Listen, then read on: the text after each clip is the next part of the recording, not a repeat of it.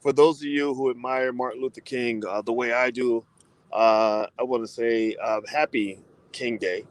And also, rest in peace, Martin Luther King, for all the sacrifices you made to build what you hope would be a better reality for Black people in America as a whole. Today, I want to talk about Martin Luther King and kind of do a quick little address on the issue. Since Martin Luther King is on our minds, and we want to talk about what Dr. King's legacy meant for the world and for our community.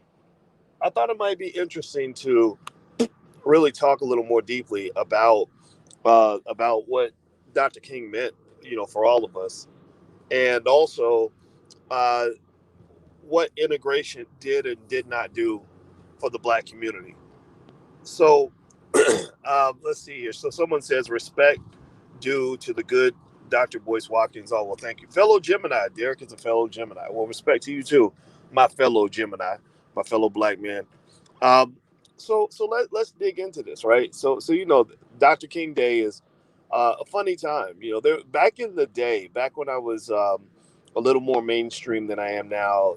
Back when I was at Syracuse University on the faculty, and I used to, um, do a little bit more speaking. There was a time when I used to enjoy doing speaking engagements and all that. I don't like doing speaking engagements as much anymore. In fact, I almost never do them. I do them for Black organizations, and that's it. I used to get invited, to certain institutions as like a Martin Luther King Day speaker. Like Martin Luther King Day is kind of like a big money day for the Black people that are on the speaking circuit. That's when everybody has their King Day breakfast and their King Day luncheon and their King Day dinner and their King Day ceremony and all this other stuff. And that's when a lot of the speakers would make the most money, because that's when people who normally these racist institutions that don't hire Black people, that's the one day they get to pretend like everything's okay. And these speeches and these dinners used to really be kind of boring. I only liked them because you get paid to go speak, and it was good money. I mean, who's not going to complain to get several $1,000s to go talk for 20 minutes? I mean, that's a hell of a gig, and I will always thank white Jesus, Black Jesus, and baby Jesus for even giving me that blessing and that opportunity to do that. I used to get really annoyed when I would meet people that would become just divas and get really arrogant because they think that they're famous, and they would disrespect the people that paid them money to come speak. And like Angela Rye and I got into a big back and forth about that, because I went to an event in Oklahoma, and I just kind of, the people at the event felt that Angela Rye was just rude and disrespectful and mean, and it was all because basically you're Black and you're on TV, and people will pay thousands of dollars to have you come speak. And I just felt, I couldn't help but to just look at her and say, what's wrong with you? Like, these people gave good money for you to come speak at their little Black event, and and you just crapped all over these people. Like, you don't do that. So people pay you thousands of dollars just to come and hear what you have to say, and not that what you have to say is any more important than what they have to say, but because we tend to have this thing where we celebrate people that are on TV, people are willing to participate in that process, and you should be grateful. So if you want to know why Angela Rye and I don't get along that well, it's because of that. It's because I saw her, in my view, I saw her at an event disrespecting the people who paid their hard-earned money to hear her speak, and I just thought that was mean. I just said, "You're a mean person. That's not cool." I think I have a pet peeve. My pet peeve is mean people. So anyway, um, let me know if you can hear me. Give me a yes or no in the chat if you can hear me.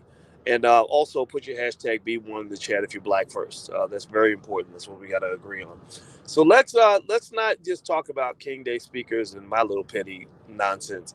Let's talk about you. Let's talk about the bigger picture.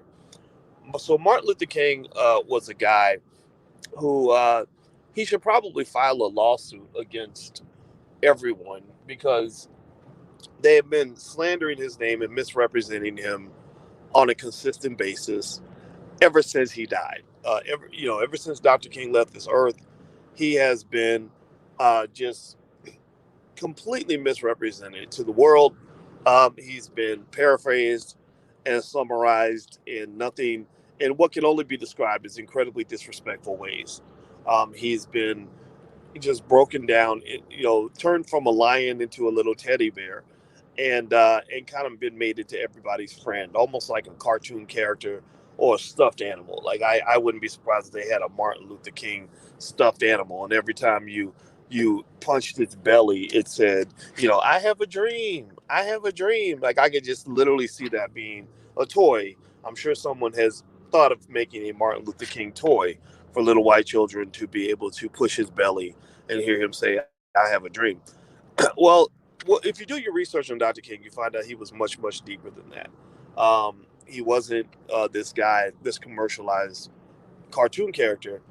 He was a guy that had some principle. He was a man that actually really had a vision that was extraordinary. And I wish I could have talked to him, because I believe that if I talked to Martin Luther King, I think I could have shifted his message at an early stage in his career. I believe that toward the end of his life, Dr. King was starting to figure out what really matters in America. He was starting to figure out that what drives America is money. The economics is king in this country. That you live in a capitalist society, and part of being in a capitalist society means that the capitalists are the kings. And it doesn't mean you want to be a capitalist, but it means you need to at least have enough capital to keep the capitalists at bay. Like I ain't gotta be a gangster to know that in order to deal with the gangsters, sometimes I might have to be ready to get a little bit gangster if I have to, right? I don't have to be a thug to know that I might need a weapon to handle a thug, right? I don't need to be a criminal to know that I might need to be prepared, to fight a criminal, right? So in America, you don't have to be a capitalist to fight the capitalists, right? But you should understand the importance of economic power. In America, you have to understand that if you don't have capital to protect your needs and to protect your family, then someone else's capital is going to conquer your family. You should know in America that if you don't own something, then eventually something or someone will own you. Either own or be owned. Andre C. Hatchett, my homeboy, the Black Real Estate School, talks about this all the time. That's his phrase. He put it on the shirt. I love that brother so much. I wore his shirt on the Breakfast Club, and it's a very simple slogan. It says, "Own or be owned." In America, if you do not own something, then something or someone will own you. Martin Luther King was figuring that out. Toward the end of his life, he was realizing he was overcoming the brainwashing that a lot of us experience as children. In America, everyone is raised to be a white supremacist. Everyone is raised to honor whiteness. It's no different from when you get raised in a household where you think that Nike's an excellent brand, or you think Gucci is better than what you could buy at Walmart, or that having a Coach purse is higher quality than having a regular purse, right?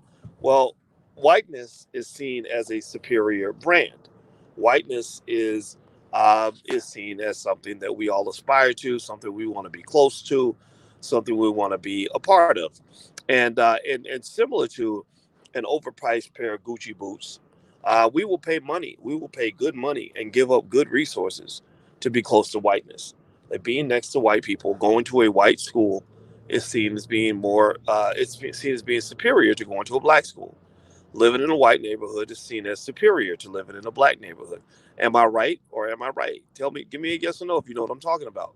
Um, being If white people validate you, that is seen as a come up, right? Like you started from the bottom, now you here. I've seen black people. I've seen black people who went to a white school, got a fancy white job, and went to live in a white neighborhood, and then they will say things like, "Look at how far I've come." Have you ever seen that? Tell me if you understand what I'm talking about. They'll say, "Look at how far I've gone. I started in the hood. I was just a poor boy in the hood, and now look at me. I went to Yale University. I am working at a big white law firm, and I have a nice house with my wife in the suburbs, living next to white people. Look at how far I've come." Well, I'm sitting there thinking, Negro, you ain't going nowhere because your mama still lives about 3 miles away. Like, what are you talking about? I look at how far I've come. You haven't traveled anywhere. You have zero freaking flyer miles in your life, and you really acting like you have traveled from to Mars and back. Like, no, you moved to the other side of town. Like, you didn't do anything. Like, I'm not saying that those things don't matter. What I'm saying is, I thought about that, right? Like, y'all know how I am. I literally sometimes I do a mind share where I'll do a stream of consciousness on the things that I think about when I'm sitting there staring at the ceiling all by myself, and I figure that out. You hear people all the time say, "Look at how far I've come," and I'll literally think about it, be like, "What does that mean?" You haven't gone anywhere. Like, you haven't moved. Like, you're still in the same place. You're the same person. You have the same value as a human being that you had when you were a poor little black boy in the hood. But because you've been dressed up in a certain way, you feel like you have traveled. Like, you feel like you have literally gone to another world. When no, all this happened is three things. You went to a white school, you got a job working for white people, and you now live in a white neighborhood. You think you've traveled, but really you haven't. And the question, and that leads to a deeper question. What does it really mean when I say, "Look at how far I've gone"? Well, let me point out another possibility, another possible interpretation of that statement. Well, maybe when you measure how far you've come, maybe you should look at how much your mentality has shifted as a human being, how much you've evolved as a person. Maybe I used to be an immature man, now I'm a much more mature man. I used to be a punk, now I'm not scared no more. Now I used to be a coward, now I'm the hero. I used to be lazy, now I'm hardworking. I used to be a player, and I used to play around with women. Now I know how to love a black woman properly, right? I used to struggle financially. Now I'm economically secure, and I understand what economic security looks like, right? Like, I think that what you got to really kind of process is, what does it mean when you say, "Look at how far I've come"? Because one of the problems that you have in America, and I think Dr. King would approve of this message. I can't speak for him, but one of the problems that you have in America, in my view, is that you have a lot of people that measure their status and how far they've come, and their progress as human beings on things that are just nothing more than ridiculous, ignorant, and superficial. You'll have somebody, for example, who's on TV, some Negro on a television show. It'll be some stupid reality show where, can't nobody read, and everybody's doing terrible things to each other, beating each other up, giving each other STDs, and calling each other names and triggering each other. But they'll really think that they've really accomplished something. Like, I'm famous because somebody put me on television, right? Like, I'm a big deal because everyone knows my name. But that actually, to me, I think that begs for a deeper kind of logic and a deeper kind of interpretation. Dr. King used to talk about the content of your character, and there's a lot of ways to look at that. But I would say that kind of definitely asks, who are you? What kind of man are you? What kind of woman are you? What kind of person are you? And and that those are substantive things. Those are deep things. That's bigger than just what kind of job you have or whether you were on TV last week. And I think that when you talk about that, it makes me think about integration. And I feel that as Black people, we lost a lot of that during integration. I think that when you talk about what it means for us to have our soul, or to have soul, soul to me speaks of substance.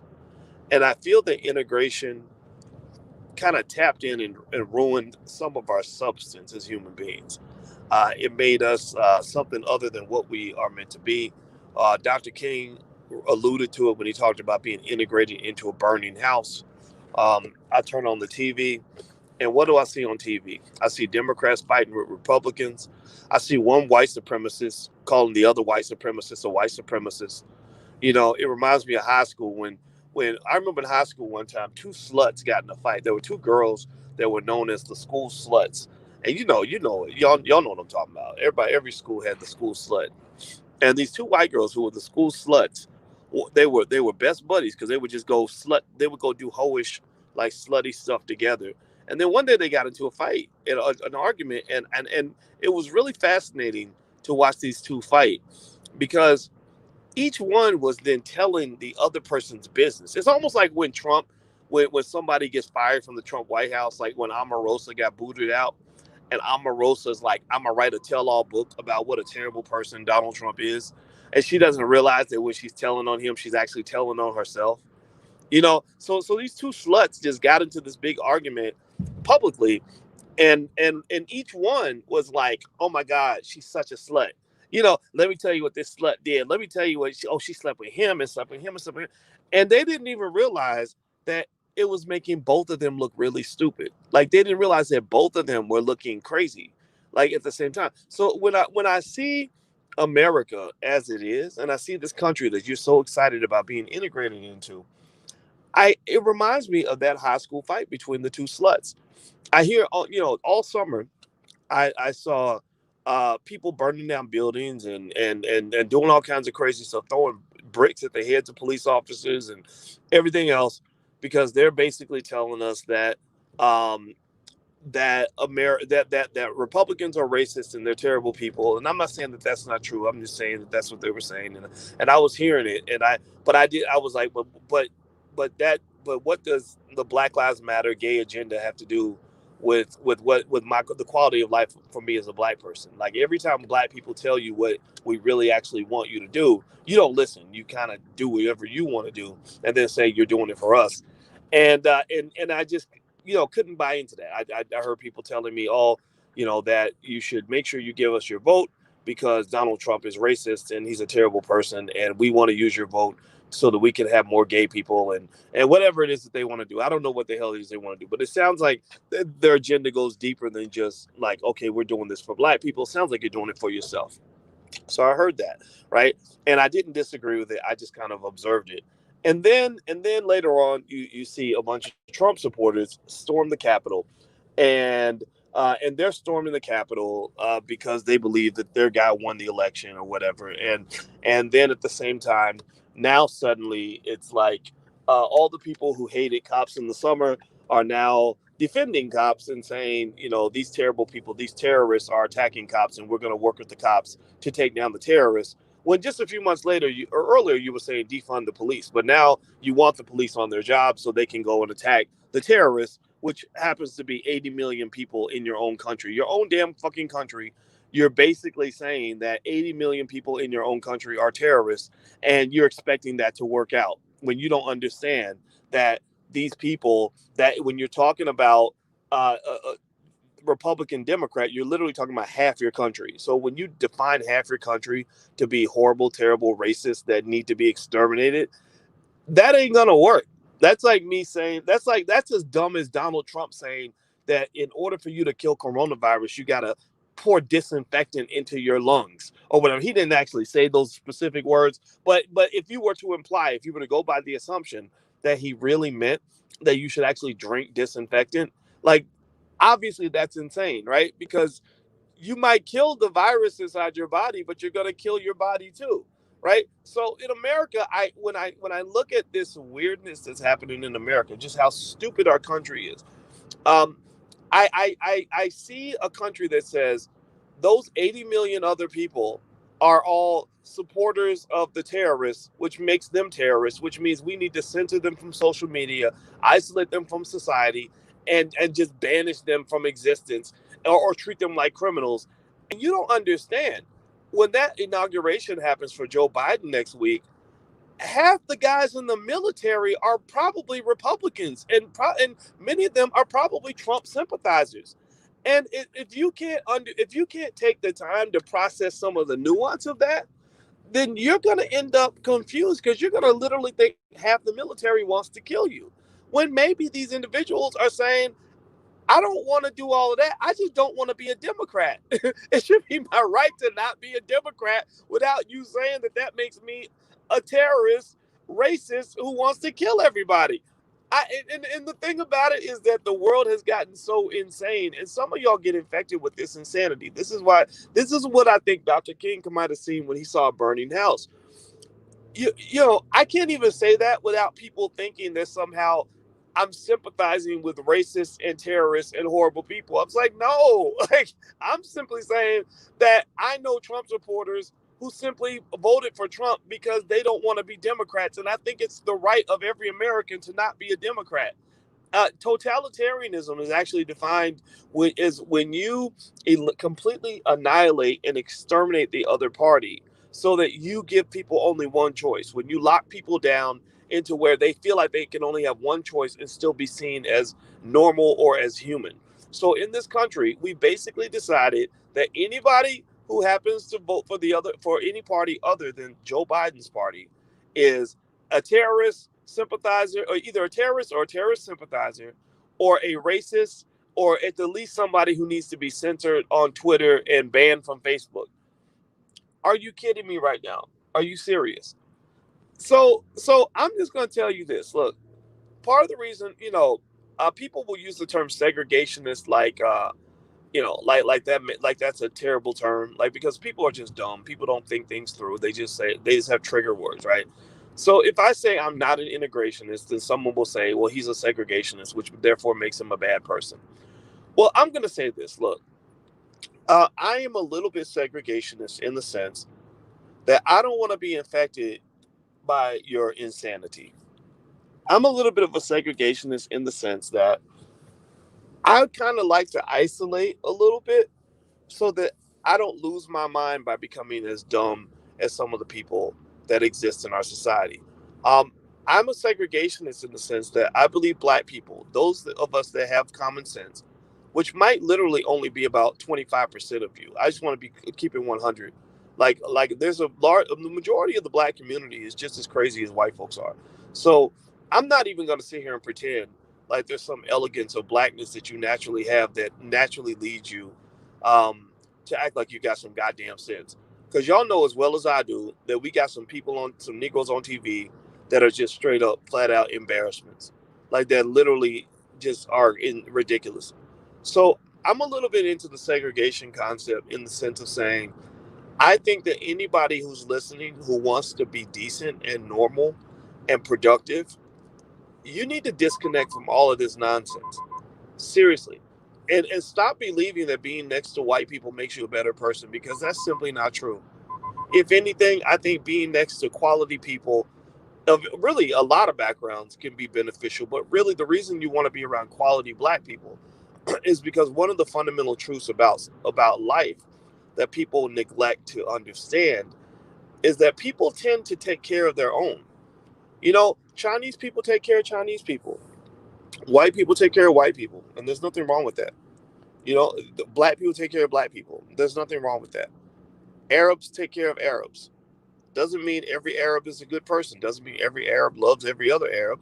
It just means that on average, Arab communities are going to take care of Arab people. And in America, one of the stupid backward concepts that you've been indoctrinated into is this some idea that when a white man takes care of another white man, that somehow makes him an evil white man. No, that doesn't make him evil because when I'm with a black man, when I'm with a brother, I'm gonna take care of that brother most of the time. But that's under the assumption that he's a good brother. If he's not a good brother, then no, I'm not gonna take care of his raggedy ass. I'm gonna deal with him the way I'm gonna deal with an enemy. So and the thing is that these subtleties, these nuances, get lost in political discourse. In political discourse, people want to summarize everything to what skin color you are. Oh, you got to be down for all black people just because you black. No, that's not true. Some black people are absolutely terrible human beings. White people get that too. White people are not down for every white person. Or believing that somehow other people that I'm supposed to treat a white man or an Asian man the same way I treat a black man. That's not true. It's just not going to be true. I'm going to give a black man or a black woman the benefit of the doubt that I probably won't give other people. And I think that with Dr. King, when I think about his life, I think about a guy who was reduced to, one punchline. I have a dream. He was much more complex than that. But also the reality is that he was not the be all end all of everything that was happening in that era. Dr. King was the most marketed black person from that era. Not only was he the most marketed black person from that era, but he was misrepresented in the marketing. There were millions of black people who fought for freedom in their own way, whatever that meant for them. You know, you had the Dr. Claude Andersons and the Malcolm X's, and you had individuals and beyond, even beyond that, of individuals who completely disagree with the civil rights movement, who thought the civil rights movement was, um, honestly, they looked at the civil rights movement from what I've kind of gathered from talking to some of the OGs who were there at the time, like Judge Joe Brown. They honestly saw the civil rights movement the way you and I might see the Black Lives Matter movement. This is the way intelligent people see it. People who are not who haven't researched it, they see it as, oh yeah, this is you fighting for black people, which that is part of it. I'm not saying that that's not there, but people that do the deep dive on Black Lives Matter see the subtleties that it is a leftist movement. The leftist movement tends to come with a lot of other baggage that isn't necessarily congruent with family values in the black community or black nationalism. So, for example, there tends to be a heavy LGBT element in Black Lives Matter. There's a reason that DeRay McKeeson was one of the primary leadership in a lot of that movement. People like him, not just him. It's because of that LGBT affiliation. And so Judge Joe Brown saw the civil rights movement in the same way. He tells stories about John Lewis that I'm not even going to repeat on here because people who are not intelligent are not going to understand that there's more to this than meets the eye. And I'll let you read between the lines of that. He talks about not just John Lewis, but he talks a lot of these guys that have been elevated and nominated to you to be these icons and these significant figures in black history. And he's basically kind of condensed a lot of that to, that this was basically communism or left, left communism, Marxism, etc., anarchism, all these things, all these leftist movements kind of put, sort of cloaked with a black face on it. And that the black community has sort of been thrown into a dog pile of aggrieved groups to kind of say, hey, you should join up with us because, we don't like the system either. And I'm not saying that there isn't some validity to it. I'm not saying that they're all evil.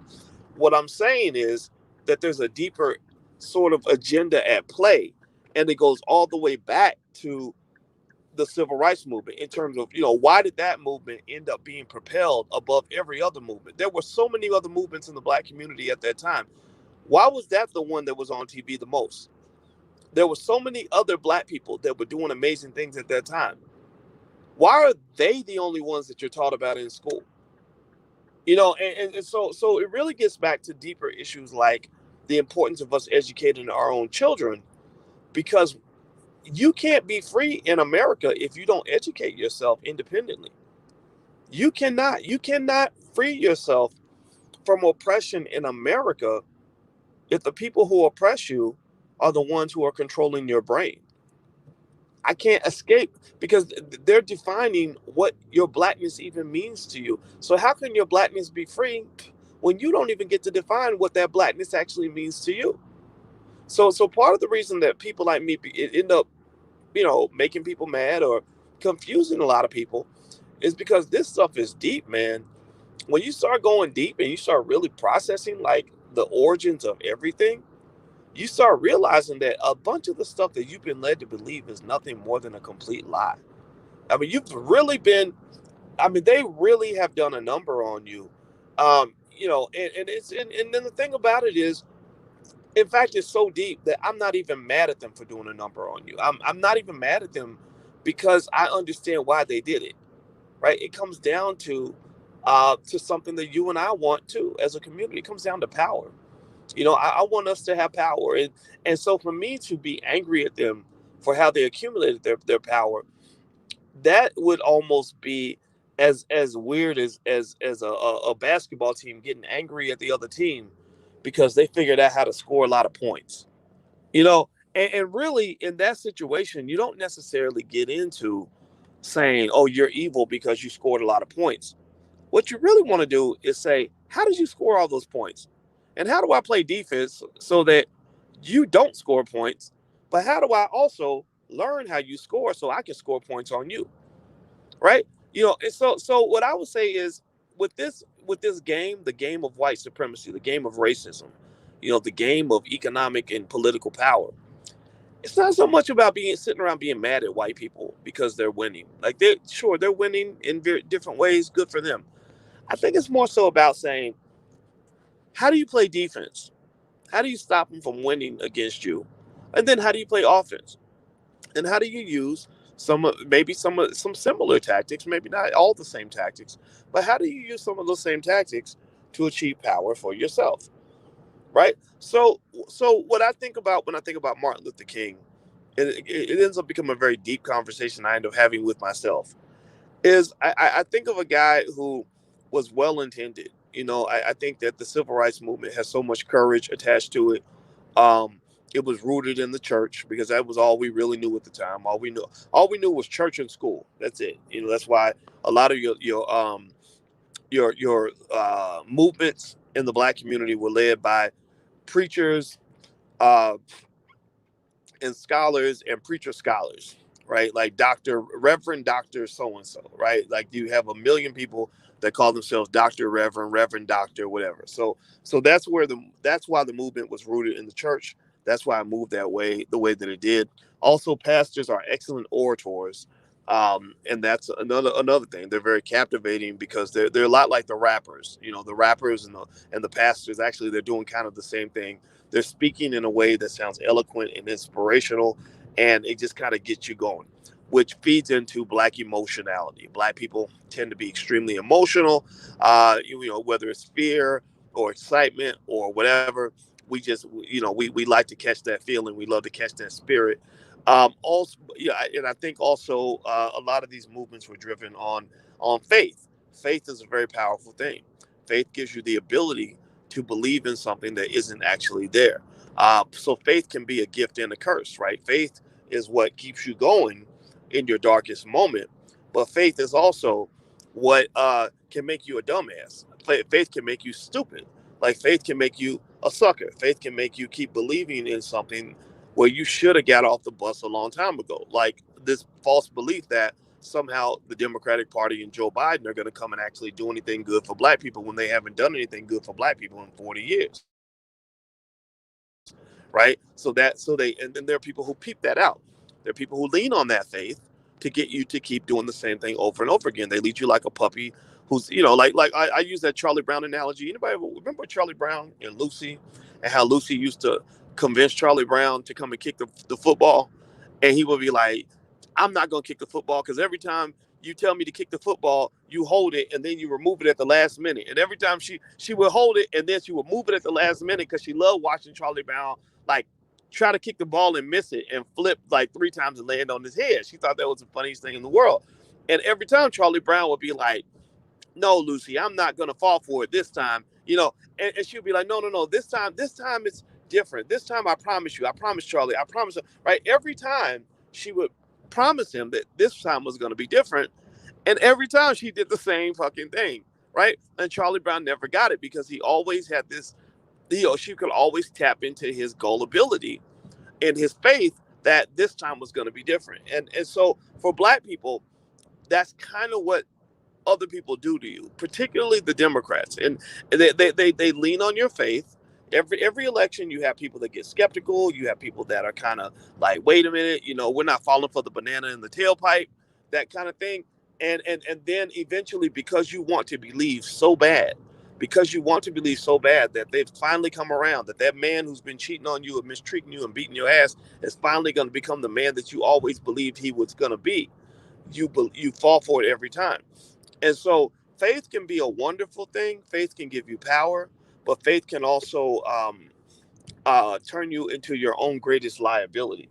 So these movements tend to come out of the church, to come out of faith. They tend to be led by the pastors, etc. Like it's not a coincidence that Al Sharpton is a pastor, and he's seen as a black leader. What I really kind of think has to occur, though, is that we got to look at not just Dr. King in terms of what he was from the age of 26 up to the age of 38. He was a young man who was learning. but he was also subjected to the same brainwashing that a lot of us are. And he felt, unfortunately, that and a lot of people in the civil rights movement felt unfortunately felt that being closer to white people made us more successful. It made us better.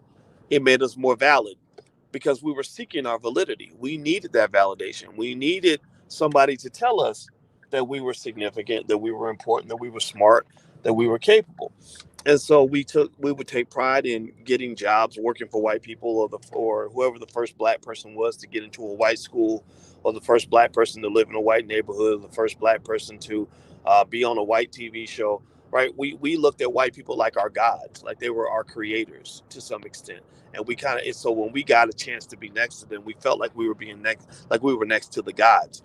And so what Dr. King started realizing though toward the end is that when you're constantly seeking validation from your gods, then they will always be your gods. You will never be equal to the gods because you made them gods in the first place.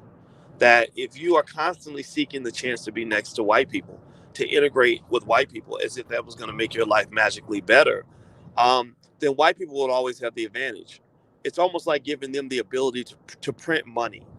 To print money. It's like, so for example, let's say that I had let's say that I created, I took some pieces of paper in my house and I cut them into little pieces and I made them into Boyce dollar bills. And I said, every Boyce bill is worth $10,000 and there's 100 of them. So 10,000 times 100 will be $1,000,000. And let's say that I give everybody in here, I say, if you do me favors, I'll give you a Boyce bill. And so I give you one and you say, oh my God, thank you. You just gave me $10,000. And then I give one to somebody else and they say, oh my God, thank you. You just gave me $10,000. But think about this, right? I printed the money. So I get to keep most of the money for myself, which gives me artificial wealth. Like I've made myself into the wealthiest man in the room because I'll never give you more Boyce bills than I have in my own possession. And then on top of that, because you value the Boyce bills, I can then manipulate you with the Boyce bills. If you do some shit that's out of line, I'm gonna be like, well, I'm gonna take your Boyce bill away. You could be like, no, you just took $10,000 away from me. When in reality, I didn't take anything from you. But because you think it's $10,000, then I took $10,000 from you. Or if you do good, if you do right, I say, oh, you did such a good job. Thank you for massaging my toes. Here, I'm gonna give you a Boyce bill. You're gonna say, oh my God, look at me, Mama. I'm the first person in my family to get a Boyce bill. Oh my God, I am so proud. And your mama's be like, oh, I'm so proud of you, baby. You got a Boyce bill? What? Those little raggedy Negroes over there, they ain't got no Boyce bills. They ain't nobody. But you became somebody. And then you like, look, Mom, look at how far I've come in my life. I used to be a lowly nobody. And now I got 3 Boyce bills. And look at how far I've come. But again, that begs that question I asked you guys in the very beginning. Like, have you actually traveled anywhere? Have you actually gone anywhere?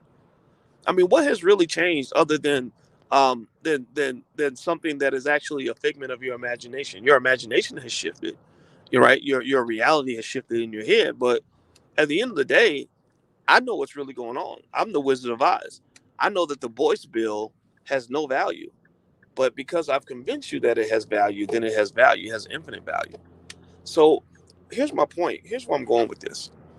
I know my analogies. I like my analogies because it kind of helps nail the point home. But sometimes I'm sure they can get on people's nerves. I don't know if they get on people's nerves or what. But I have to. I like the analogies because it kind of helps you understand what I'm talking about. So let's bring it home. The point of the matter is that there's nothing special about white people. They do not have magic jelly beans in their drawers. They do not,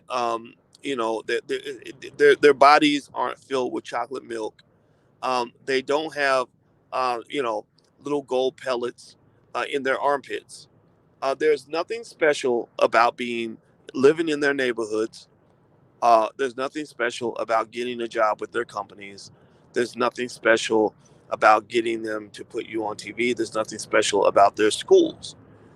And the reason it's important for you to understand this is because as long as you believe that there's a specialness that comes with integration, then they will always defeat you because you are basically putting yourself into a game that was created by them.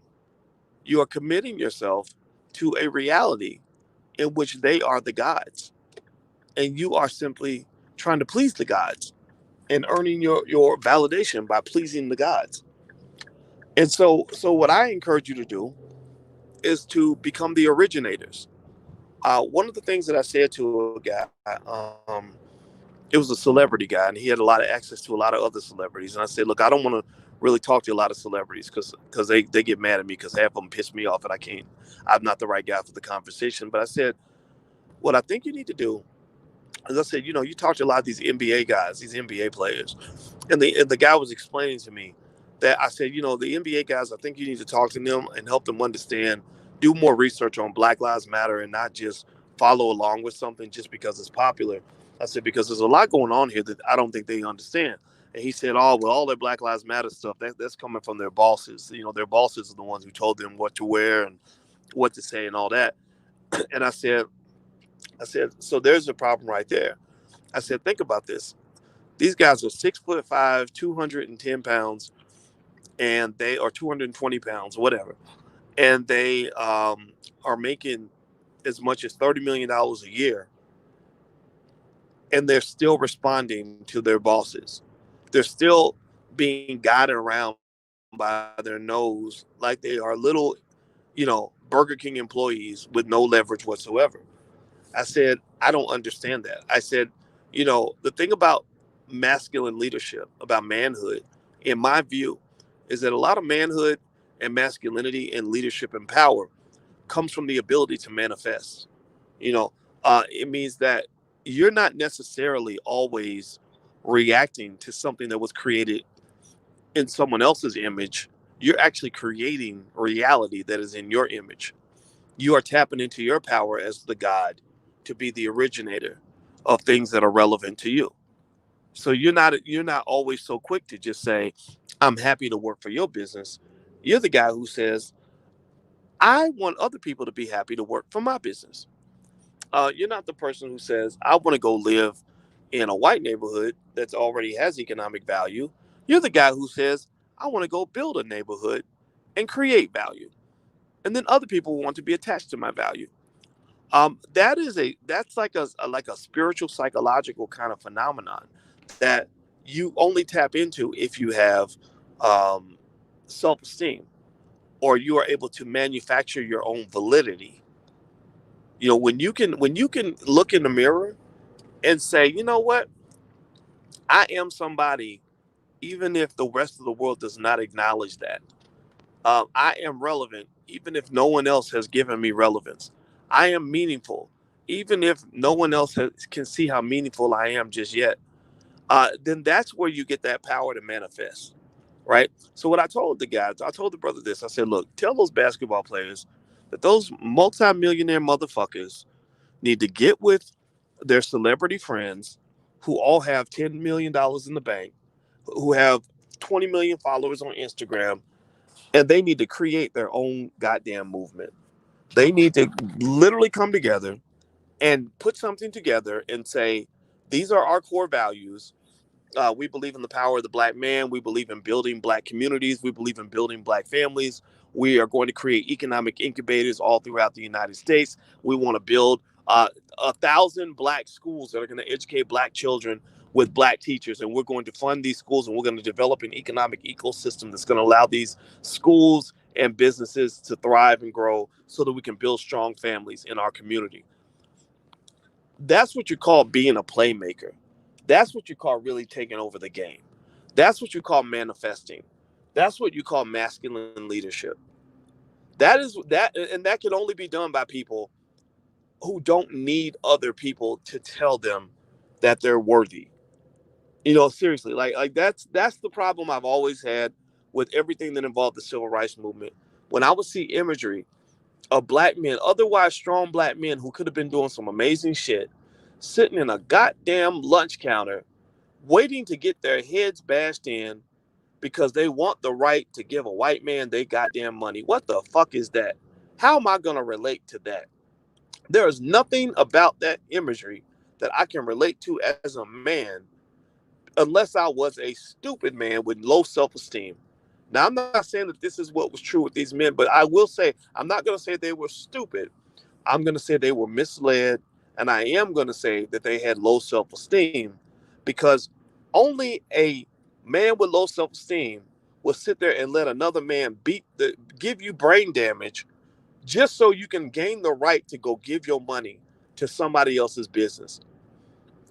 I hate saying it like that, and it is very I try not. I feel guilty almost when I give my Dr. King conversations, because every year I kind of talk about it, around King Day, and I feel kind of bad because that reality that I've come to is so glaring, so shocking to people. It's like, and it's so politically incorrect, and it hurts so many people's feelings because it's in such contrast to everything you've been taught. But you will never ever see me sitting up at somebody's lunch counter getting my head bashed in just so I can give them my money. If I give you my money, you better treat me like I'm the king of England. Like, you better treat me like King Jaffe Jaffa. If you want my money, you better respect me. Seriously. Yeah, like and that's a basic idea. But this shows you how some of these political movements can literally make you ass backward and stupid. It can make you think up is down and down is up. And the thing is that I believe Dr. King was figuring this out. I believe that if Dr. King had lived to be like 60, 70 years old, you would have seen a whole different side of him that was more reflective of what we're talking about right now. Like, I believe that if Dr. King had lived the life that he deserved to live before the government conspired for 2 years to kill him, which, go read this. It's a fascinating story. They spent 2 years planning on how they were going to kill him and make it look like it was some lone crazy gunman. Also, he had infiltrators in his own camp. There were people in his camp that were informing the feds of his whereabouts everywhere he went. Some of these people are, civil rights icons that you look up to, but you've been lied to your whole life. But I believe Dr. King was starting to get it. When he started talking about we are here to pick up our check, I agree. Like, it's like, if a man owes you money, and you don't need that man to come to your house and say, like Henry Ford used to do this. Henry Ford used to pay he used to basically pay his employees more than other companies would, but he wanted to run your whole life. Like, he would literally, Henry Ford would lay you off if he went to your house and your house was dirty. Like, if your house was dirty and you or you smoked cigarettes, or you didn't live what he thought was a healthy Christian lifestyle, like, Henry Ford would, like, stop paying you because of that. It was some ridiculous stuff, right? And so the thing is, though, you don't need that, right? You don't need another person controlling your life. Like, with our community, we don't need other people managing our schools. We can do that ourselves. We can educate our own kids. We don't need your police force policing our communities. We can do that ourselves. We don't need you employing us. We can run businesses ourselves. And so what we would rather have is, we want you to just cut the check. That's what I just want you to cut the check. I'm like Dr. King. When Dr. King said we are here to pick up our check, that's it. When I show up at my boss's facility to pick up my check, that's all I need from him. I don't need you to tell me I'm a wonderful guy. I already know I'm a wonderful guy. I don't need you to come to my house and tell me how to clean my house. I know how to clean my house. I don't need you to give me a ride home. I can get a ride home. I don't need you to do all these other things for me to distract me from the fact that you owe me money. I'm just here to pick up my check. I just need you to cut the check. And the problem that you have in America, this is where I'm going with this. The problem you have in America is that they want to make every excuse imaginable so that they don't have to cut the check. They're like, no, reparations. What repara? Joe Biden, Kamala Harris, Barack Obama, Michelle Obama, all these Democrats that claim to love you, Stacey Abrams, Warnock. None of these people have ever said the word reparations. They will not say the word reparations because they don't want to cut the check. But they'll talk all day about how they're going to babysit you and tell you how beautiful you are, how wonderful you are, and give you your self-esteem and manage you like a parent manages a child. Like, oh, we're going to make sure your children are safe. Well, no, I can protect my own children. Just cut the check. Well, we're going to make sure you're protected from COVID. No, I can protect myself from COVID. Just cut the check.